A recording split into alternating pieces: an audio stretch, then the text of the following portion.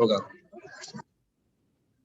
Ok, pues muchas gracias a todos por asistir a nuestro webinar de hoy sobre una nueva ley que trata de la gestión integral, el coprocesamiento de residuos sólidos, que realmente va a cambiar un poquito los modelos económicos de las empresas y para mejorar nuestra calidad de vida todos, realmente.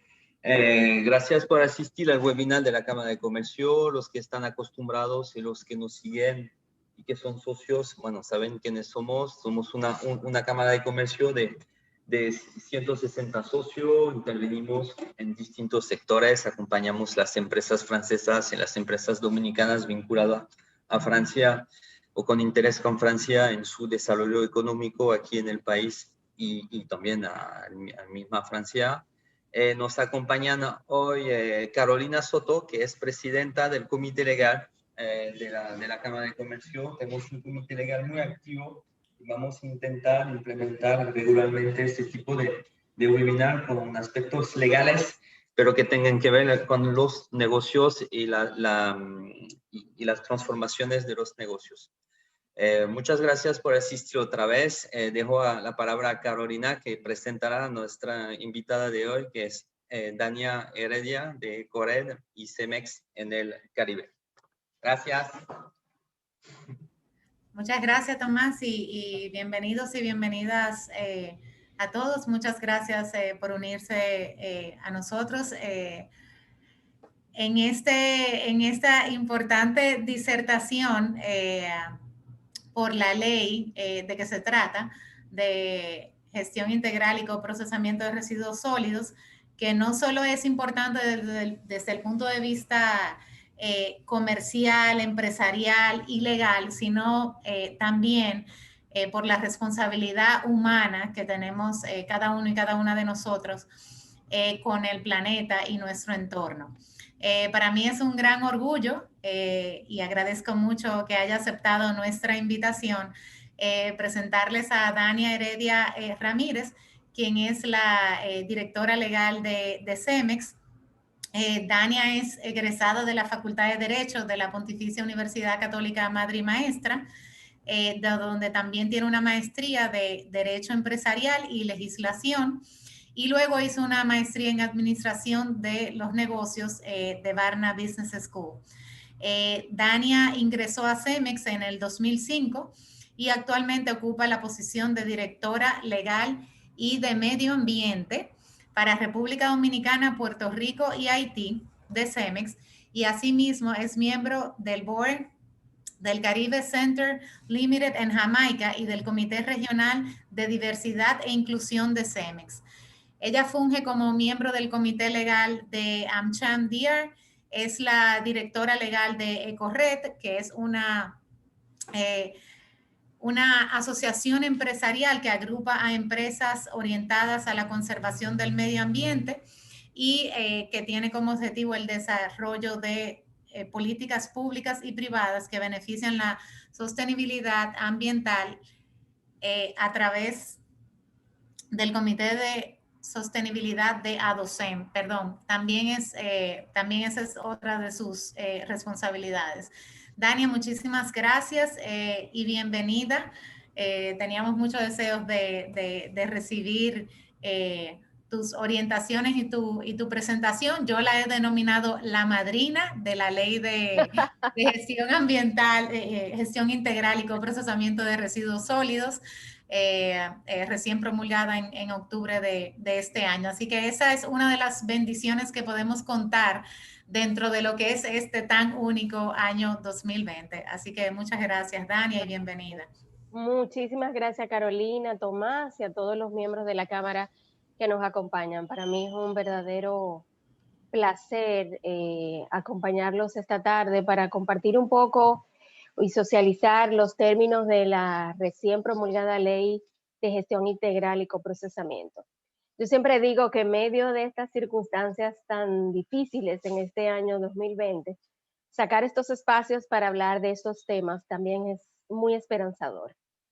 Lo que refleja que vamos a sobrepasar esta crisis del COVID La vida va a continuar y tenemos que seguir empoderándonos de los problemas que nos afectan como país, eh, que afectan la competitividad, la institucionalidad, y tener esa mirada, vamos a decir, progresista y esperanzadora de que vamos a sobrellevar esta situación y tenemos que seguir impulsando las iniciativas que sean positivas para nuestro país.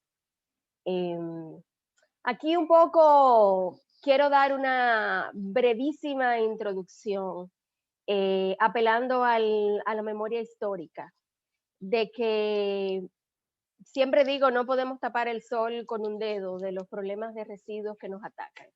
No sé si recuerdan en el año 2018, cuando pasó una tormenta, vamos a decir, sorpresiva en la madrugada del verano de ese año, y de repente nuestro bello malecón amaneció cubierto de una isla de plástico.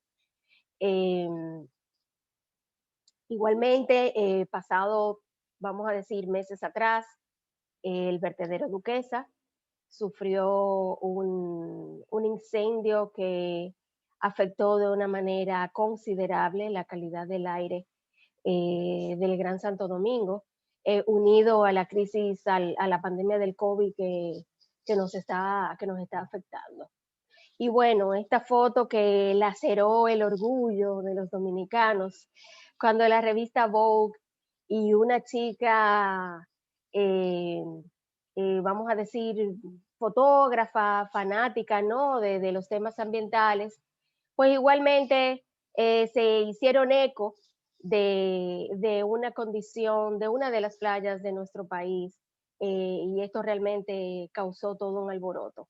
Aquí, sin entrar en juicios de valor, lo que quiero rescatar en la memoria histórica de estas tres fotos es que realmente tenemos un problema de residuos que nos arropa como país y que debemos enfrentarlo. Independientemente de que nos duela o no nos duela, no todas las playas de la República Dominicana están en esta condición, pero lo ideal sería que ni una sola playa de la República Dominicana esté en esta condición. Entonces, siendo así, ¿qué hemos visto a lo largo de todos estos años? A nivel de residuos, nuestro país tiene un marco jurídico muy disperso, que si bien es cierto, recoge eh, temas relacionados con la gestión de los residuos, no se hace de una manera integral. Son leyes que han quedado, vamos a decir, un poco desfasadas, han perdido vigencia y se encuentran dispersas entre la Constitución, leyes, normas, reglamentos, que hace que su aplicación sea asimismo una aplicación dispersa y sin una eficacia, vamos a decir, efectiva e inmediata. A lo largo de estos años estudiando este tema, nos hemos dado cuenta que las sociedades que se han planteado resolver el tema de los residuos, primero tienen legislaciones integrales, y se han planteado en sus legislaciones métodos de valorización que sean costo eficientes y de largo plazo. Vamos a entrar un poquito más en detalle para entender esto. Pero algunos que tengan, vamos a decir, experiencia de cómo, o conocimiento de cómo se han llevado estos temas en Francia, en Europa, podrán darse cuenta de que real y efectivamente es así. Existe un marco integral que se ha ido desarrollando, se ha ido perfeccionando y completando, donde los residuos no van al vertedero o al relleno sanitario, sino que se busca un segundo ciclo de valorización, lo que minimiza, vamos a decir, la producción en volumen de grandes residuos. Otro de los principios que nosotros hemos visto es que la responsabilidad extendida del productor, generador y comercializador es un común denominador en esas leyes. Esto fue un tema muy álgido al principio porque el mismo sector privado no entendía de qué trataba todo este tema. Y de alguna u otra manera se sentía cierto temor de que fuera incluido este principio, dentro de la ley. Y la realidad es que una ley de residuos sin este principio, pues realmente no hace sentido. El Estado tiene obligaciones claras como gestor de la política pública. Siempre he dicho que el problema de los residuos no es solo un problema de los ciudadanos, es un problema del Estado también como regulador. Y esta ley viene a poner reglas claras y obligaciones claras en cuanto a las responsabilidades de cada actor. Para los que venimos en la industria, vamos a decir, cementera, que es mi caso, todos los temas relacionados con emisiones y los parámetros relevantes relacionados con emisiones, sabemos que han sido debidamente regulados a través de referencias internacionales y que se han sido contemplados conforme la realidad local de cada país. Entendiendo un poco los métodos de valorización de residuos, nos vamos a dar cuenta que en la medida en que la lógica sea ese residuo, incluirlo en un proceso de economía circular, entiéndase el coprocesamiento, por ejemplo, en hornos cementeros, las emisiones de CO2 disminuyen y por eso hacemos referencia del tema de las emisiones y la importancia directa que tiene en la lucha contra el cambio climático. Y bueno, definitivamente los países exitosos han desarrollado legislaciones en todo su ciclo de vida de los residuos. Y este es el reto que tiene la República Dominicana hoy día con la aprobación de esta ley. Esto ha sido un camino muy largo, no me quiero detener demasiado acá, pero nada más para dar un poco de contexto, este es un trayecto que inicia en el 2011 en el Congreso Nacional, perime en varias legislaturas, se abren muchas discusiones para mejorar la versión original que fue introducida en el 2011, porque esa versión tenía serias carencias conceptuales y de procesos y elevadas pretensiones que realmente entendíamos que no iban a poder ser aplicadas en la realidad de nuestro país.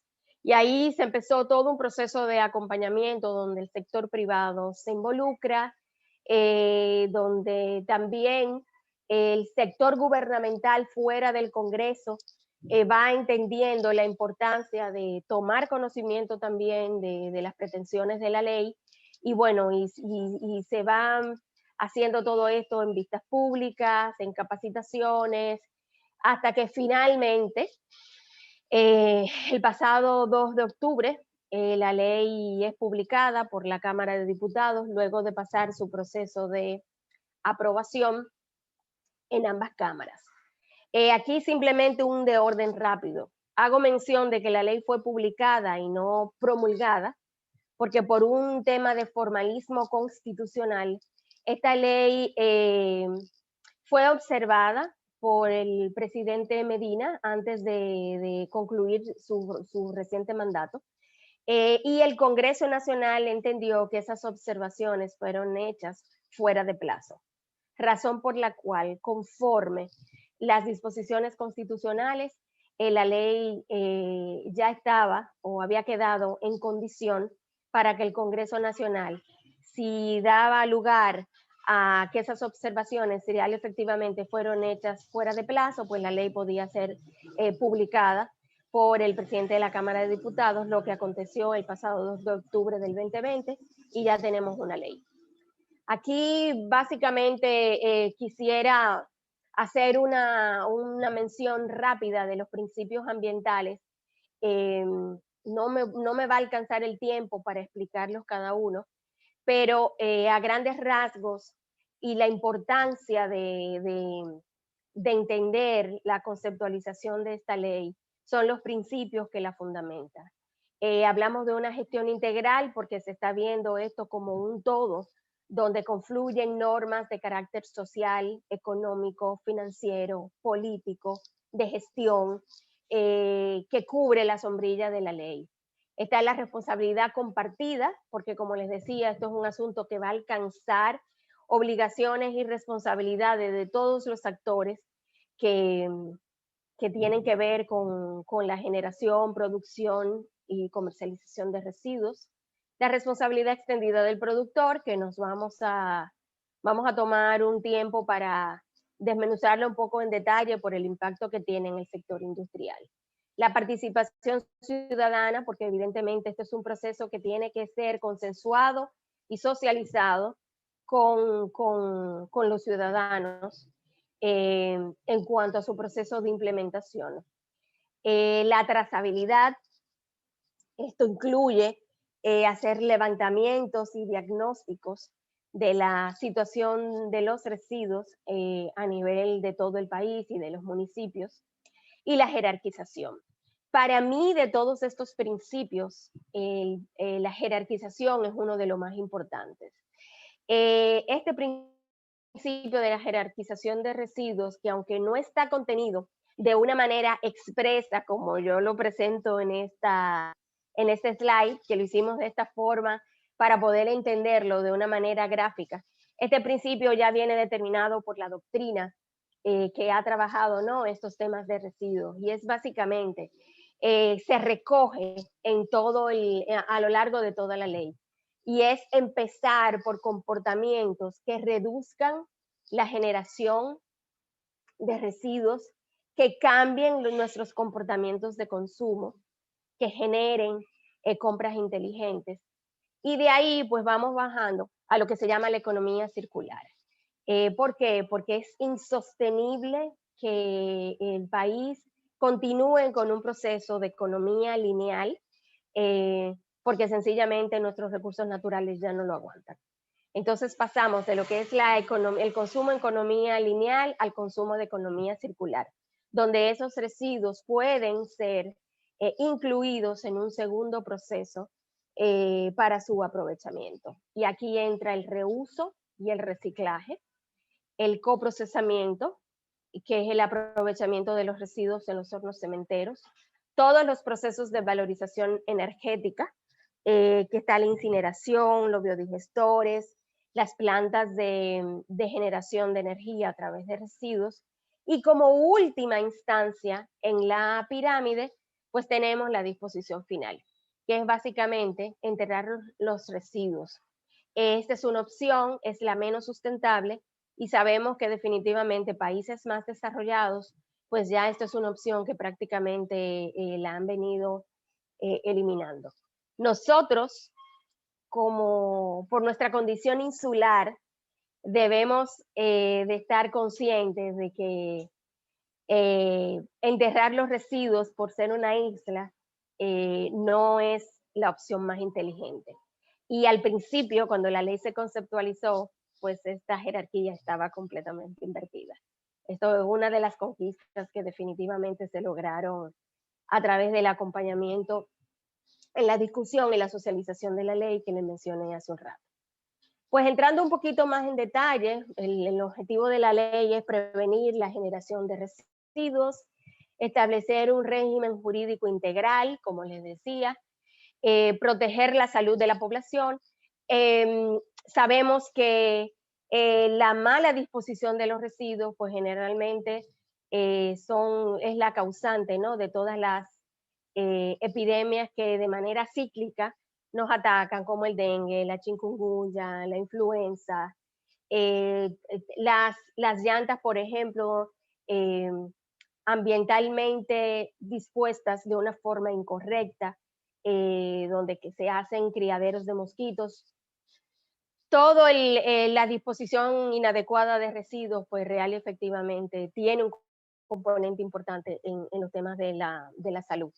Y uno de los espíritus que conlleva esta ley es precisamente evitar, no buscar una solución para evitar que esta situación pueda seguir creciendo. Y como les decía, pues evitar la generación de gases de efecto invernadero, porque en la medida en que podamos utilizar los residuos en una economía circular, pues se reducen las emisiones de CO2. El ámbito de aplicación de la ley es nacional, nos alcanza a todos, todas las actividades, procesos y operaciones que generen residuos, incluyendo la importación. La importación de residuos también queda claramente regulada dentro de la ley, quedando derogada una ley que data del 1984. Y esto acá cumpliendo, ¿verdad? Ciertas condiciones que trae la misma ley, puede ser un área de oportunidad de negocios para algunas empresas interesadas en, por ejemplo, desarrollar pilotos para utilizar materia prima secundaria en sus procesos, que por esa ley del 1984, muchas veces esos permisos de importación eran denegados. Vuelvo y repito, cumpliendo con las disposiciones que trae la ley, pues se abre una oportunidad de que se puedan realizar estas pruebas pilotos solicitando este tipo de permisos para importación. Y bueno, dentro de esos procesos, todo lo relacionado con los residuos radioactivos, pues quedan excluidos por las consideraciones de los convenios internacionales, convenio de Basilea, que todos nosotros conocemos. La autoridad rectora de la ley es el Ministerio de Medio Ambiente y Recursos Naturales y se crea un departamento para la gestión integral de residuos que va a estar adscrito al Ministerio de Medio Ambiente y que es el encargado de ejecutar, vamos a decir, todas las disposiciones contenidas en la presente ley. Bueno, la ley trae una clasificación, perdón que me salté aquí un slide, trae varias clasificaciones de los residuos, una por tipo de generador y otra por tipo de residuos. Aquí es importante, traigo esto a colación, porque hemos querido, vamos a decir, resaltar los aspectos quizás más relevantes que deban conocer las industrias. Se me olvidó comentar que esto es una ley que tiene 142 artículos, por lo que vamos a hacer nuestro mejor esfuerzo para poder, en el corto tiempo que tenemos asignado, pues compartir la mayor cantidad de información posible. Y bueno, ya queda de cada uno de ustedes o de la misma Cámara, pues poder hacer una ampliación de las disposiciones o de las preguntas que surjan producto de esta presentación. Entonces, relacionado con la clasificación de residuos, tenemos por tipo de generador 3 grandes clasificaciones: microgenerador, pequeño generador y gran generador. El microgenerador es básicamente la persona física o jurídica que genere residuos hasta 400 kilogramos en peso bruto total de residuos anuales. El pequeño generador, igual, persona física o moral que genere una cantidad igual o mayor a 400 kilogramos y menor a 10 toneladas en peso bruto total de residuos anuales. Y el gran generador, pues todo el que genere por encima de las 10 toneladas en peso bruto total de residuos anuales. La forma como esto se va a aplicar tiene que ser regulada a través de un reglamento de aplicación que debe ser publicado por el Ministerio de Medio Ambiente. Igualmente, la ley trae clasificaciones relacionadas con los tipos de residuos y aquí básicamente quiero pasar esto rápido, pero son los residuos sólidos urbanos de manejo especial y los de manejo peligroso. Básicamente los residuos sólidos tienen 2 grandes categorizaciones, que son los residuos valorizables y los no valorizables. Los de manejo especial son aquellos que los alcanza el principio de la responsabilidad extendida del productor. Vamos a entrar un poquito más en detalle más hacia adelante. Y los residuos peligrosos que poseen características de corrosividad, reactividad, explosividad, toxicidad, inflamables, biológicos o infecciosos, que tienen un tratamiento especial, como les decía, conforme el convenio de Basilea. Esta ley trae importantes instrumentos de política de gestión integral. A grandes rasgos, estos son los 3 más importantes que vienen a conceptualizar todo lo relacionado con las normas, las políticas, las recomendaciones, los planes de implementación, que se basa, vamos a decir, en un plan nacional que va a tener una vigencia por un periodo de 10 años. En este proceso es sumamente importante que el sector privado se involucre cuando todo esto salga a vistas públicas, para realmente dar a conocer sus posturas y sus lineamientos relacionados con este plan. De forma que, primero, de una manera responsable, ¿no? Podamos eh, acompañar al Estado también con nuestras capacidades, nuestras prácticas aprendidas, incluso nuestras buenas prácticas en otros países, de cómo esto se debe implementar y tener el cuidado de que no se nos impongan, ¿no? Disposiciones que luego resulten en un dolor de cabeza para que puedan ser implementadas. También hablamos del Sistema Nacional para la Gestión Integral de Residuos, que básicamente son recomendaciones que también se van a generar desde los diferentes ámbitos del gobierno para la implementación de estos sistemas, y todo lo que tiene que ver con los planes municipales para la gestión integral de residuos. Los planes municipales, evidentemente, igual conllevan un interés y una importancia particular. Y aquí hay un reto muy importante que siempre digo. Por las faltas de capacidades que tienen muchos de nuestros ayuntamientos, pues también el sector privado no puede estar a espaldas, ¿no? De esta realidad de conceptualización de estos planes. No todos los ayuntamientos son como el de Santiago, como el del Distrito Nacional, y nosotros, por ejemplo, que aquellas empresas que tengan presencia en ayuntamientos más pequeños, pues evidentemente su participación será muy importante en la conceptualización de estos planes. También la ley trae instrumentos económicos y financieros importantes para su implementación. Aquí básicamente les menciono todo lo relacionado con un régimen de incentivo, y vamos a ver en detalle de qué trata. Bono verde, una contribución especial para la gestión integral de residuos, y todo lo relacionado con la conceptualización y aplicación del fideicomiso público y privado para el desarrollo de, todo el tema de la gestión de los residuos en la cadena logística. El régimen de incentivos básicamente consiste en tres, vamos a decir, en tres grandes renglones. Exoneración por un periodo de 5 años del 100% del impuesto sobre la renta, excluyendo dividendos. Exoneración del 100% de los impuestos a los activos por un periodo de 5 años.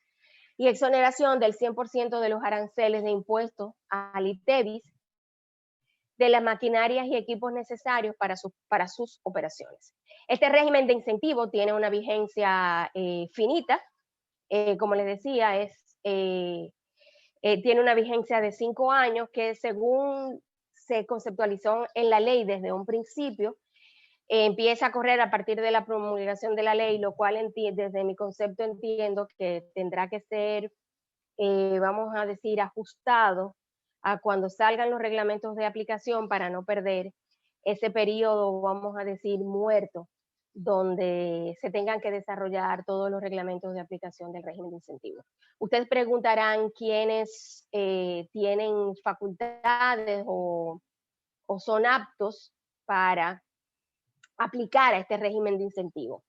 Y básicamente, tanto ese régimen de incentivo como el bono verde va orientado primero a proyectos que tengan por finalidad el ahorro de consumo de recursos naturales, por la incorporación de sistemas, equipos, tecnologías u otros destinados al aprovechamiento de residuos. También todo lo que tengan que ver con el desarrollo de tecnología para la transformación de residuos en materia prima. Por ejemplo, alguna tecnología que pudiera convertir las llantas o los neumáticos en llantas trituradas que puedan ser utilizadas como materia prima, por ejemplo. Acciones y desarrollo de tecnología para el aprovechamiento energético de residuos sin potencial para reciclaje. Mismo ejemplo anterior, igual por ejemplo con el plástico, que en gran volumen triturado pudiera ser utilizado como fuente de energía, por ejemplo. Toda la investigación científica y tecnológica que tengan como objetivo el principio de la economía circular. Todas las empresas que se acojan al régimen de responsabilidad extendida del productor también podrán beneficiarse de este régimen de incentivos. Los proyectos de coprocesamiento en hornos cementeros que utilicen los residuos como combustible alterno, y los proyectos que reduzcan los gases de efecto invernadero generados en cualquier proceso de manejo de residuos, incluyendo, por ejemplo, todos los temas de composta, producción de abono orgánico a partir de los residuos y demás. O sea que aquí hay toda una gama de proyectos que perfectamente pueden desarrollarse y que pueden beneficiarse de este régimen de incentivos. Perdón. Otra de las fuentes de financiamiento de la ley está una contribución especial que trae la propia ley para la gestión integral de residuos. Y esto va a alcanzar a todas las personas jurídicas en base a esta escala, que tengan estos ingresos que ven en la parte izquierda de su pantalla, hasta ven que hay un umbral que tiene una sombrilla, dependiendo de donde usted caiga como compañía, pues va a tener que hacer un pago, perdón, de una contribución especial que se hará en manos de la DGI en la declaración de, a ver, en la declaración jurada anual. Se va a hacer esta contribución y luego la DGI pues hará la transferencia a la tesorería nacional, para que a su vez sea transferido al fideicomiso, que va a ser el responsable de gestionar estas contribuciones para los fines que la ley fue creada. Bueno, caemos entonces aquí en el fideicomiso. Todo lo relacionado con las gestiones, el manejo de los recursos, va a ser llevado a través de un fideicomiso público-privado que ha sido creado por ley. La propia ley le ha conferido las facultades a ese fideicomiso, las facultades de actuación, y aquí quiero rápidamente, para que tengan una idea, mencionarles cuáles son las facultades más importantes, que va desde la operación y gestión del fondo destinado a la gestión integral de residuos, toda la operación de las estaciones de transferencia, vertederos y rellenos sanitarios, y el cierre de los vertederos a cielo abierto van a estar administrados por el fideicomiso. La gestión de la contribución especial que le mencioné, todos los cobros con los montos recaudados por concepto de las tarifas de entrada en las estaciones de transferencia, vertederos y rellenos sanitarios también van a ser administrados por el fideicomiso público y privado. A su vez, el fideicomiso va a ser responsable de efectuar los pagos a los operadores de las gestiones de las estaciones de transferencia, vertederos y rellenos sanitarios. Y realizar, bueno, todos los aportes aprobados por el Consejo Nacional para la Gestión Integral de Residuos a las personas jurídicas o entidades que desarrollen centros de acopio, plantas de acopio, rellenos sanitarios, plantas de valorización. Aquí con esto quiero hacer una mención especial. El fideicomiso público y privado fue conceptualizado precisamente para aportar tranquilidad al inversionista privado o al esquema de alianza público-privada que se pueda generar en esta materia, de que va a existir una figura responsable de hacer una administración y pago responsable de estas inversiones. Y no va a quedar solamente en manos del Estado. Vamos a ver que este fideicomiso tiene representantes tanto del sector público, en este caso, bueno, lo tienen aquí listado, Ministerio de Medio Ambiente, Hacienda, Liga Municipal, un representante de los ayuntamientos y FEDOMO. Y desde el punto de vista del sector privado, un representante de Correc, del cual somos miembros de la directiva, un representante de la IRD y un representante de la industria de gestión integral de desechos sólidos, previamente designado por decreto por el Poder Ejecutivo. Entonces esto es un reto, para mí es una conquista, también es un reto lograr su implementación, pero yo sé que este vehículo va a aportar mucha tranquilidad y seguridad jurídica a los inversionistas que decidan desarrollar programas y proyectos de este tipo. Aquí también hago un comercial. Los esquemas de alianza público-privadas en otros países que se han desarrollado, han habido muchos que han sido exitosos, otros no. Pero todo lo relacionado con materia de residuos en muchos de los países en alianza público-privada han sido exitosos.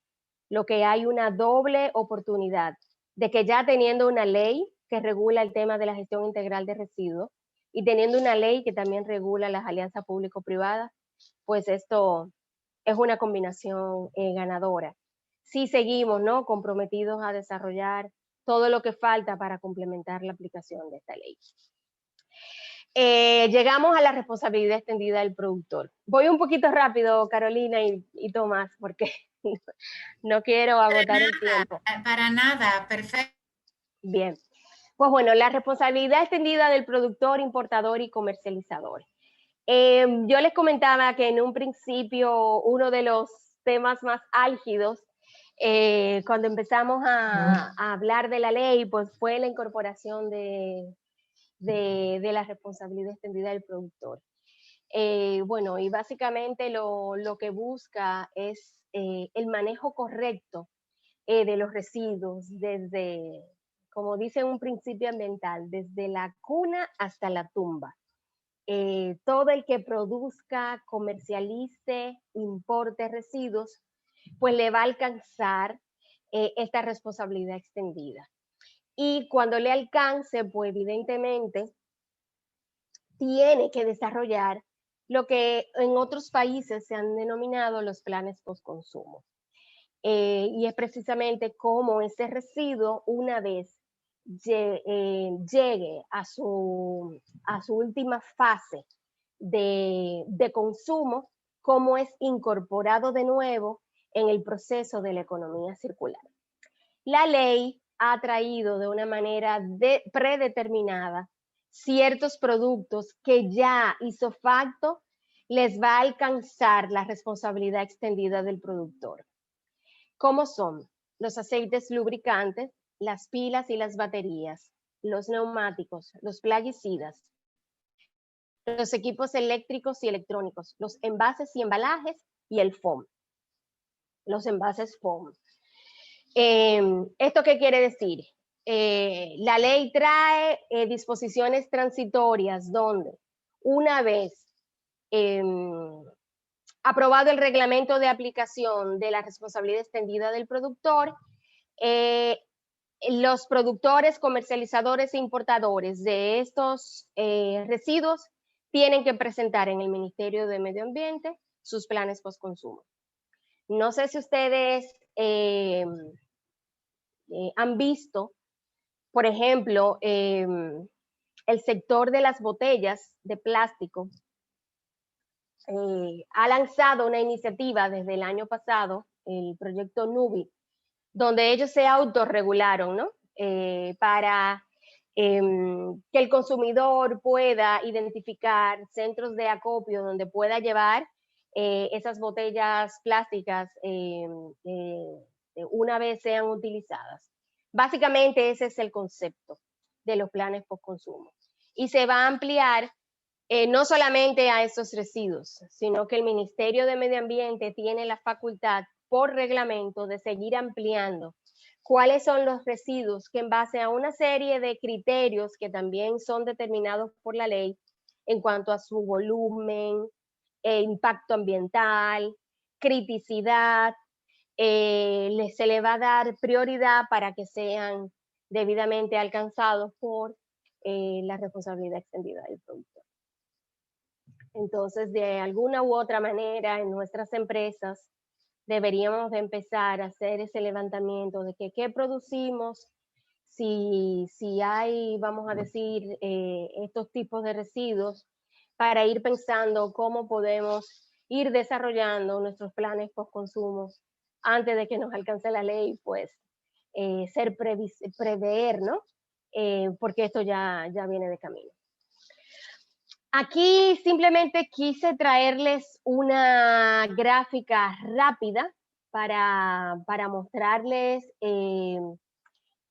toda la parte de gestión integral de residuos sólidos, cómo está conceptualizada dentro de la ley. Y queda de esta manera: barrido y limpieza de espacios públicos, la separación en la fuente, el almacenamiento, la recolección y transporte, los sitios de transferencia, los centros de acopio, la valorización de residuos. Y en esa valorización de residuos pues entra la valorización energética, el coprocesamiento, la valorización de empaques y envases o la valorización de los residuos plásticos.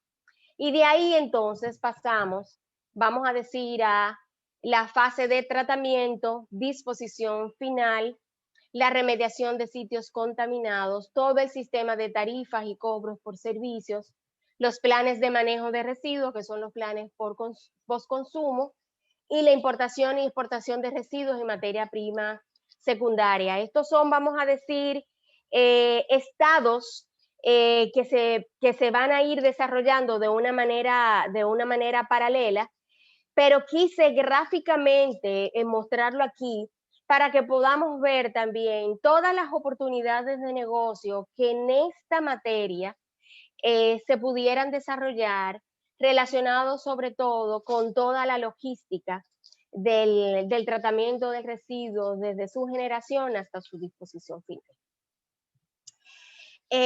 Hago un comercial, como bien hicieron, me introdujo Tomás y Carolina.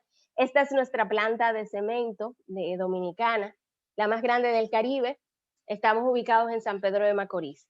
Y en esta linda planta, pues se pueden hacer también muchas cosas para ayudar a resolver el problema de residuos en nuestro país. Y de las cosas que se pueden hacer es el llamado coprocesamiento. Básicamente el coprocesamiento es la sustitución de combustibles fósiles como el carbón, como el petcoke, por combustibles provenientes de la utilización de residuos, sirviendo como energía térmica en el proceso de producción de cemento. ¿Qué quiero decir? Que en vez de nosotros utilizar carbón o petcoke, podemos utilizar residuos, evidentemente, con ciertas condiciones y en un gran volumen, que pudieran sustituir la matriz del combustible convencional y que por su poder calorífico, pues evidentemente podemos utilizarlo como una materia prima. Esta tecnología o esta técnica, vamos a decir, contribuye a disminuir las emisiones de CO2, convirtiéndose en una solución ecoeficiente para enfrentar los desafíos de la sostenibilidad, por dos razones: porque ayuda a la disminución del volumen de los residuos y porque ayuda a la disminución de las emisiones del CO2. Todo lo que entra en el horno cementero por sus grandes temperaturas, pues sencillamente queda destruido.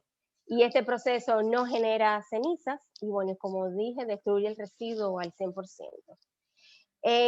Nuestras operaciones europeas hemos llegado a alcanzar porcentaje de sustitución del carbón convencional a residuos entre un 50 y un 90%. Aquí, adicional al tiempo en que muchos de los países europeos han iniciado este proceso, también hay un asunto, vamos a decir, normativo, donde por la Unión Europea, pues el uso de carbón está prohibido, razón por la cual, pues evidentemente el desarrollo de estas tecnologías son mandatorias y tienen un marco normativo integral. No es nuestra realidad en Latinoamérica y es lo que desde ADOCEN, desde FICEN, hemos estado también impulsando sobre la importancia y la necesidad de desarrollar el coprocesamiento en Latinoamérica. Nuestra realidad es que en los países de Latinoamérica el coprocesamiento no supera un promedio de más del 10%, salvo algunas excepciones como México, Colombia, Chile, que tienen legislaciones un poco más avanzadas. En muchos países prácticamente es nulo. En nuestro país el porcentaje de coprocesamiento no llega a un 4 o 5%. Y una de las razones es precisamente un marco normativo disperso o completamente nulo y falta de seguridad jurídica. Esto se ve muy bien aquí en el slide, como yo se los explico.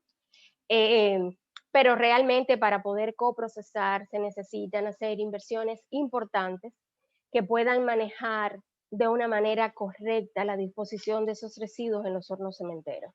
El residuo debe llegar a la planta limpio, se tiene que hacer un manejo correcto de los lixiviados, de los olores, hay que hacer un proceso de socialización con las comunidades para que entiendan de qué va esto. Muchas comunidades se niegan a que le traigan basura, como dicen, de otras jurisdicciones a su jurisdicción. Entonces, estos temas tienen un componente social también importante y un componente técnico, donde se requiere inversiones importantes para poder hacerlo de una manera responsable y evidentemente el sector privado necesita seguridad. Yo hablo del coprocesamiento, pero aquel que vaya a instalar una planta para el manejo de residuos, de generación de energía a través de residuos o estaciones de transferencia, pues quiere seguridad jurídica porque sabemos, ¿no?, que el tema de la basura y de los residuos, los vertederos en nuestro país ha venido de escándalo en escándalo. Entonces, aquí se requiere certeza jurídica de que estas inversiones van a estar amparadas por una seguridad jurídica que esperamos que la ley así lo logre. ¿Qué podemos coprocesar? Los hornos cementeros pueden coprocesar llantas, plásticos, papel, cartón y textiles a grandes volúmenes. Pueden coprocesar también cascarilla de arroz, bagazo de caña y acerrín. Fíjense qué interesante o imaginémonos que todo esto, en vez de ir a parar al vertedero o a los ríos o a nuestros mares, puedan terminar de una manera responsable en los hornos cementeros. Y así disminuimos el impacto, ¿no?, de todo lo que vimos al principio que nos está afectando por la incorrecta disposición ambiental. Existe una lista negativa de cosas que no se pueden coprocesar en hornos cementeros porque tienen un bajo poder calorífico, entre ellos los alimentos, el papel contaminado. Tienen bajo poder calorífico, tienen un alto contenido de agua y el tema evidentemente de los olores.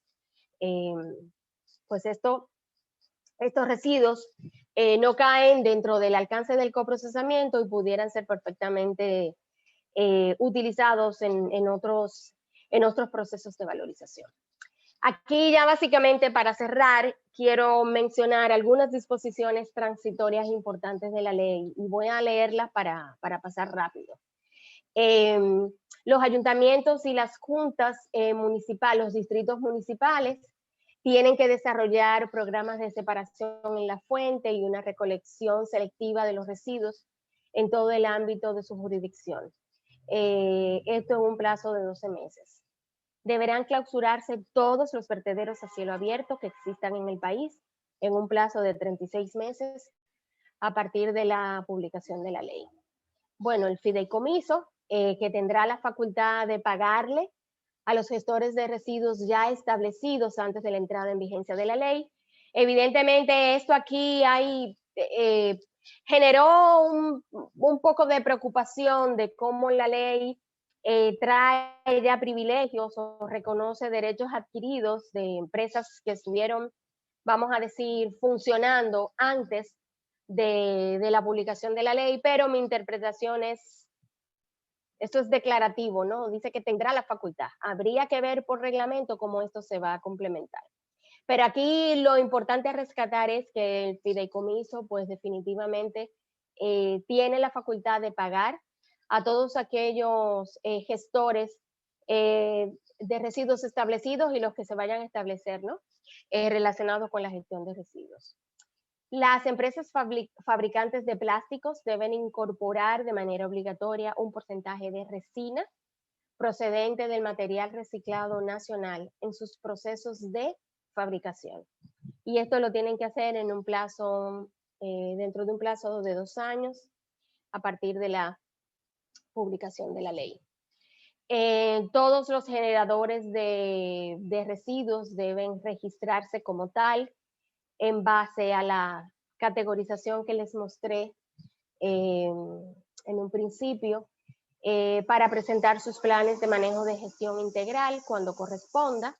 Esto tiene que ver con los que les alcance la responsabilidad extendida del productor, comercializador e importador en un plazo de 6 meses. Aquí, básicamente, y según mi interpretación, se tiene que esperar de una manera obligatoria la redacción del reglamento de aplicación para poder hacer esto efectivo.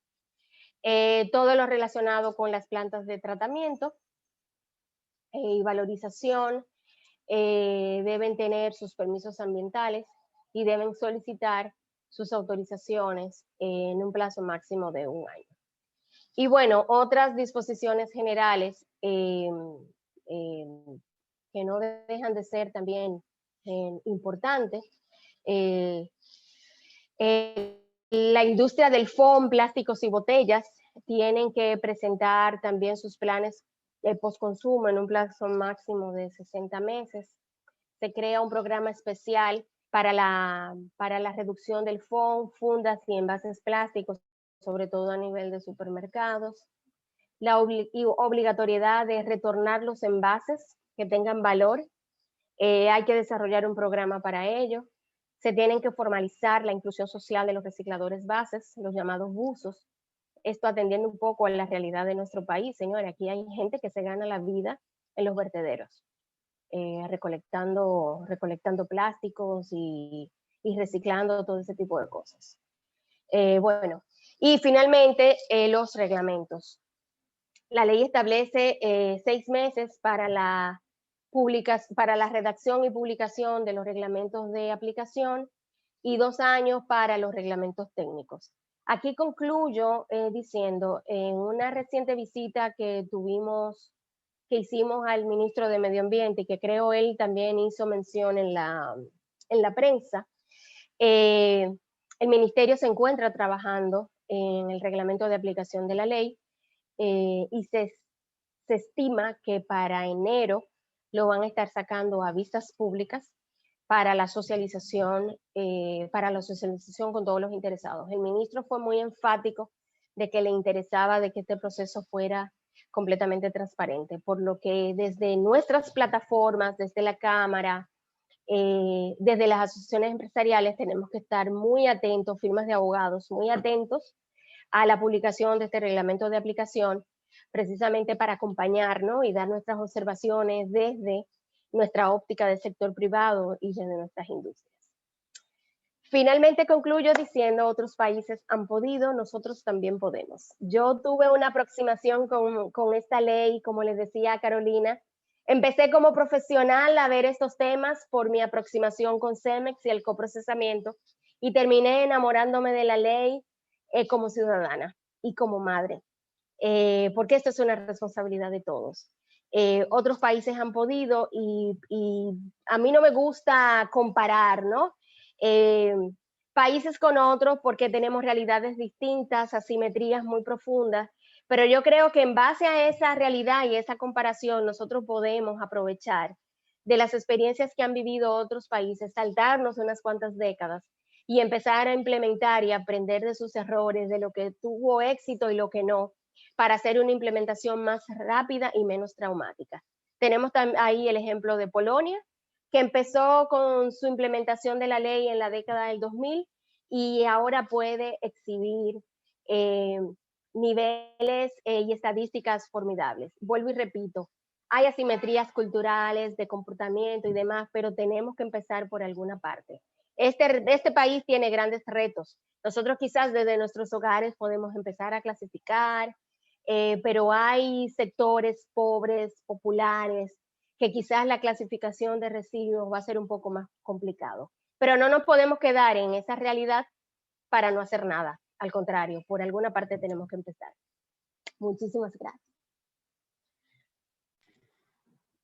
Gracias, gracias. ¿Hay algunas preguntas? ¿Vamos? Voy a empezar con la última pregunta, que es un fiel seguidor de la Cámara de Comercio. Hicimos un webinar sobre el tratamiento de desechos sólidos presentado por el sector privado esta vez, sin contemplar esta ley. Y un representante de una multinacional estaba presentando la explotación de vertederos en países que son similares a Dominicana, que tenían lo mismo reto en cuanto al vertedero, y estaba explicando que la buena gestión de un vertedero no se hace sin subsidios del Estado, ¿ok? Entonces, ahí tenemos un auditor que nos está haciendo esa misma pregunta. ¿Cómo se garantiza que esos aportes? Entonces, obviamente el subsidio puede tener distintas formas. En el caso de que vemos ahora, el subsidio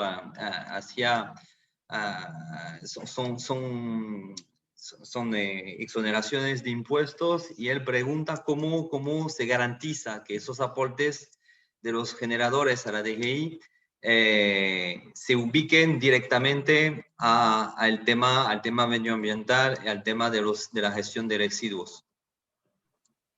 El fideicomiso público y privado está llamado para garantizar eso, para garantizarlo. O sea, como les decía, esa contribución especial se va a pagar en la declaración jurada anual de la DGI.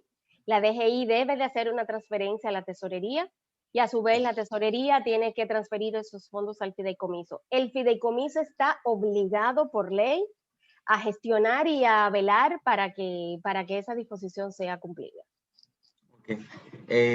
Eso es otra pregunta. ¿El fideicomiso para la gestión de vertedero es el único sistema contemplado en la ley? No hay otro, porque a veces puede ser una concesión, puede ser una asociación pública privada pura en sí, o solamente ahí es el único modelo que va a existir.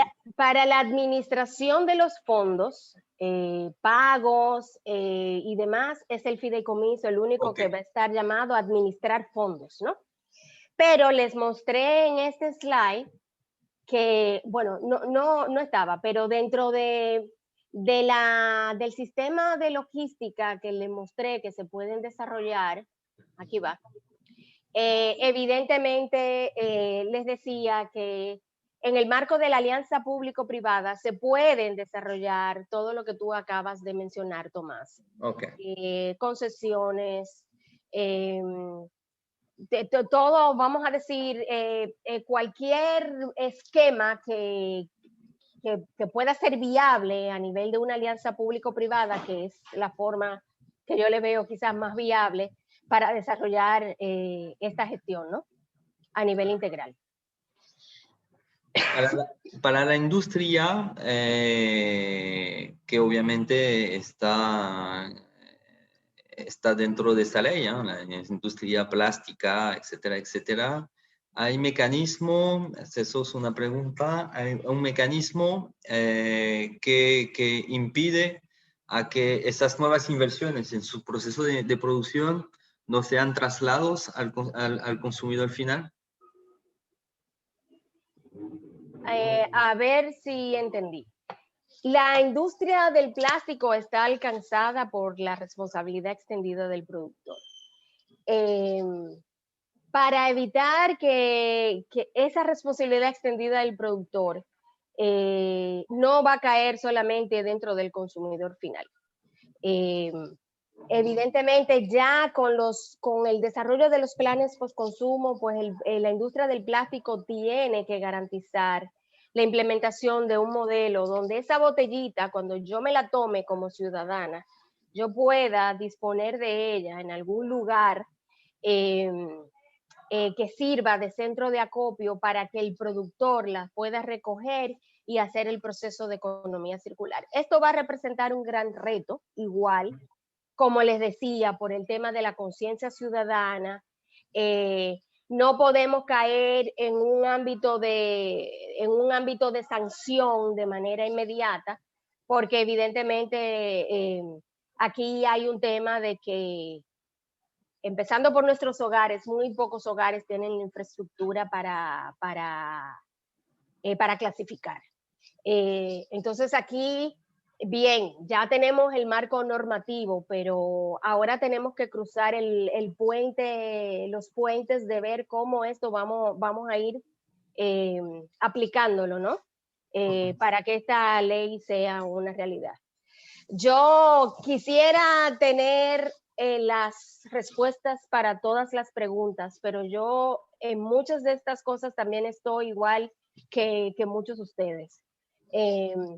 Porque precisamente desde mi rol privado yo también tengo, vamos a decir, mis preguntas y mis dudas, y estoy consciente de los retos que el gobierno, el Estado, tiene de por medio para regular este tema de una manera eficiente. Y es ahí donde realmente el acompañamiento de todos es sumamente importante. Ok. No hay. Así, si existe una estimación de los fondos anuales que van a corresponder a la contribución especial. ¿Tenemos evaluaciones? Wow, mira, para hacer esta conceptualización se hizo, pero la verdad es que el dato no lo tengo. Esta data sí les pudiera decir que se tomó, la fuente que se tomó fue de la DGI. Y yo recuerdo que en un principio, cuando se empezó a discutir la ley, el gobierno hablaba de que se necesitaba básicamente un financiamiento de 35 millones de dólares para poder iniciar la implementación de la ley durante el primer año. Por ahí más o menos debe de andar esa cifra, si mal no me equivoco, pero me quedo con la tarea de confirmarla y se lo paso. ¿Hay fondos internacionales que acompañan, que van a acompañar la aplicación de esta ley? Mira, les puedo contar que en este largo camino nosotros hemos visto organizaciones internacionales muy interesadas. Todas. Sí, muy bueno, interesadas. todas las internacionales y europeas, te lo digo. Sí, muy interesadas en este tema.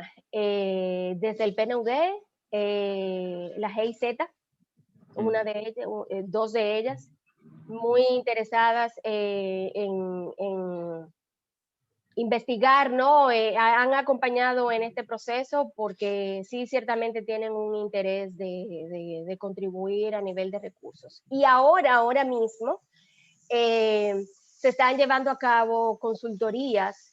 De hecho, tuve una entrevista con unos consultores españoles la semana pasada.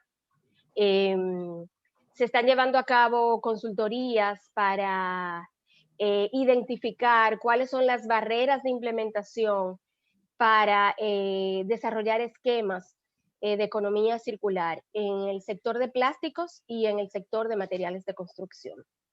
Lo que quiere decir es que en esta fase sí se están haciendo, ya con la ley aprobada, los levantamientos necesarios, y yo entendería que una vez esas consultorías sean publicadas, pues vamos a pasar a una segunda fase de implementación donde se van a buscar los recursos que sean necesarios para esa implementación viable. En el caso de Francia, por ejemplo, hay un dispositivo público que puede acompañar el sector privado justamente en su transformación, ¿no? Es decir, que son préstamos blando, casi blando, para justamente ir hacia economía circular, energía renovable. Eso existe desde hace años, es decir, que es lo que se financia. Siempre tienen que tener un aporte y son muy agresivos, son más agresivos ahora justamente para... hay muchos fondos con el COVID, de hecho, para el desarrollo internacional. Las grandes oportunidades para el sector privado, va a decir europeo, para no decir francés, en la República Dominicana, el sector, ¿cómo se ve? ¿Asesoría al sector privado? ¿Inversión en vertedero? ¿Reciclaje? Sí, lo veo por ahí, lo veo por el tema de asesoría. Es un poco, Tomás, lo que te decía. En el caso de Francia, han recorrido ya todo un trayecto, ¿no? Con este tema. Sí. Estamos hablando de un país más pequeño, que tiene muchas áreas de oportunidad. Yo creo que en este proceso de cara a esta implementación, cualquier acompañamiento sobre la base de esas experiencias, de esas lecciones aprendidas, con consultorías, con asesoramiento incluso a nivel del gobierno, todo esto será bienvenido, porque aquí hay, ahora el reto que debemos enfrentar es cómo esto se va a aplicar. No nos podemos quedar en la fase de tener una bonita ley donde yo los tengo a ustedes aquí una hora y pico escuchándome. La realidad es que tenemos que pasar ya a la fase de cómo todo esto se va a implementar de una manera dura, a nivel de financiamiento, a nivel de reglamentos y normas técnicas, de concientización. Toda esta ley trae un espacio de abogacía, de concientización, de difusión, y aunque no nos alcanzó el tiempo, sí también trae una parte sancionadora. Yo soy de las que dice que sancionando también se educa.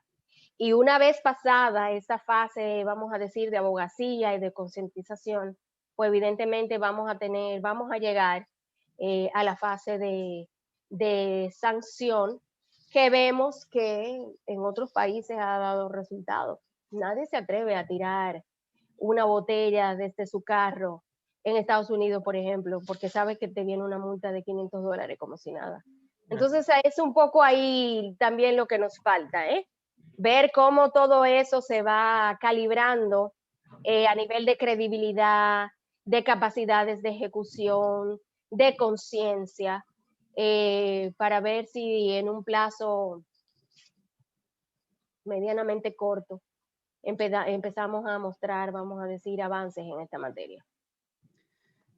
Voy a agregar un comentario, ¿no? Porque antes tengo apenas menos de un año en la Cámara de Comercio. Antes duré más de 10 años siguiendo grandes proyectos de inversión de las empresas francesas. Y obviamente, como mencionaba, Francia, esa transición ecológica, diría, para ponerlo en su globalidad, tiene más de 30 años. Nací en eso y tengo más que 30.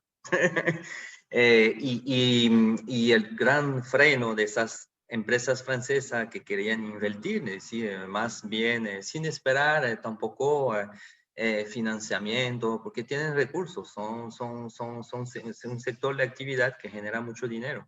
Y hay mucho modelo, que ellos han trabajado muchos modelos distintos para vertederos, para reciclaje, para lo que sea, o hasta para educar los hogares en el tratamiento de sus desechos, la colecta de desechos también, que es un tema muy importante, porque tú puedes tener vertederos súper modernos, si tú tienes una colecta con grandes retos, se te complica, pero ellos no han podido por una sola razón, porque no existía esa ley. No existía esa ley, no existía la garantía de la inversión. que propone la ley hoy a través del fideicomiso, y creo que eso va a revolucionar realmente el país. Y Así sobre es. todo, como presentabas al principio de la presentación, en el cual el patrimonio son sus costas. Así es. Así. Veo aquí una pregunta de Mirel Volcán.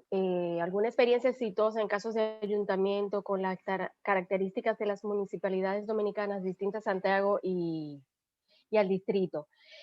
El ayuntamiento de San José de las Matas, Sajoma, eh, en un proyecto desarrollado por el PNUD fue premiado como un municipio que prácticamente llevó sus niveles de residuos a cero, aún sin ley. Ese es un caso interesante de tomarlo como referencia y como modelo para entender un poco lo que hizo el alcalde Matos allí.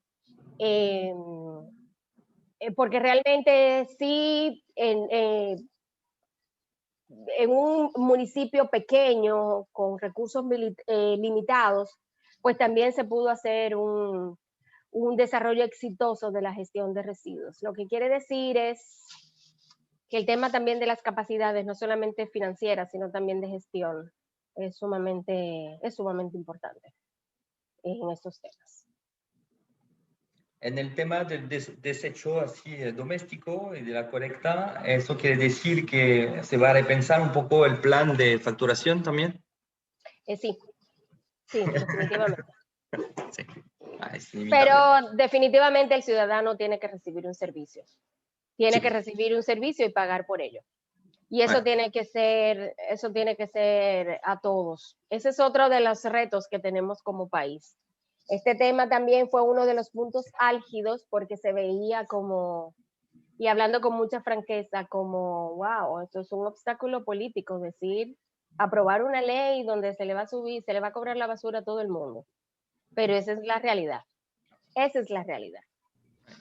Hay una pregunta que me parece muy interesante, que es si la ley contempla algún complemento base para la educación en los centros educativos en el aspecto integral, porque todos sabemos que si no lo que nos enseña desde pequeño es, aunque haya sanciones, no es lo mismo que ya tú vengas con el razonamiento de por qué es bueno y necesario tener Sí. una conciencia. Sí lo trae Carolina. La ley incluso trae todo un capítulo relacionado con la educación ambiental. Y hay responsabilidades a cargo del ministerio para hacer esa abogacía a nivel de los ciudadanos y de los colegios. Entonces, definitivamente sí. Ok, hay 2 o 3 preguntas.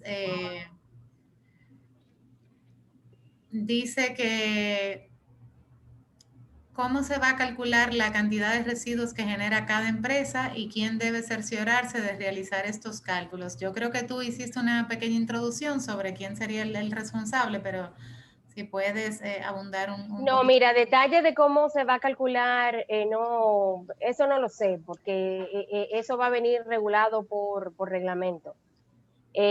Aquí falta mucha ingeniería en cuanto a hacer esos diagnósticos de volúmenes por jurisdicciones para determinar a nivel del fideicomiso cómo van a ser esos cobros. El Ministerio de Medio Ambiente lo tiene que regular a través de reglamento, y el fideicomiso tiene que buscar la forma, ¿no?, de ejecutar la aplicación de ese cobro. Pero la ley no te trae esa fórmula establecida, sino que tiene que ser regulado. Ok. Y el plazo para la eliminación con respecto al plástico y el foam, preguntan, y yo me adhiero a esa pregunta, si 60 meses no es extenso, ¿eso fue por algún tipo de negociación que hubo detrás para que se le diera oportunidad a a los fabricantes de adaptarse, porque ciertamente 60 meses es bastante extenso y en 60 meses se produce bastante foam y plástico. Muy extenso. La ley traía un plazo original de 2 meses. Y esa es una de las preguntas que se responden entendiendo por qué la ley duró todo el tiempo que duró para ser aprobada. Esto fue una lucha muy fuerte de intereses. No quiero entrar en juicios de valor, pero esa es la realidad.